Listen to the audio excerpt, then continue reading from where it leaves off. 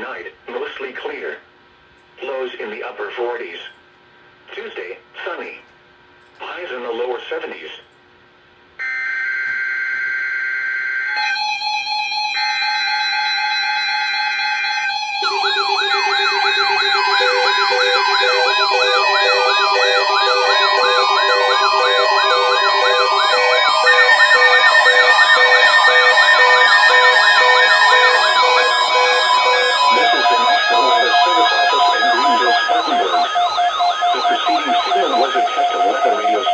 WXL-70's public warning system.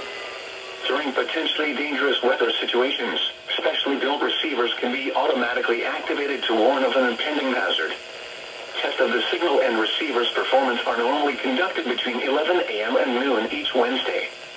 If there had been a threat of severe weather, the test would have been postponed until the next available good weather day.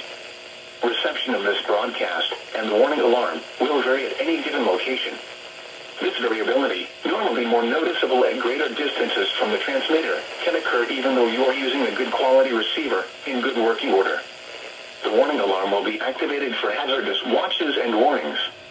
For station WXL-70, broadcasting near Charlotte, on a frequency of 162.475 MHz, the warning alarm will be activated for the following counties in North Carolina: Alexander, Anson, Cabarrus, Catawba, Cleveland, Gaston, Argyle, Lincoln, Mecklenburg, Montgomery, Richmond, Rowan, Stanley, and Union.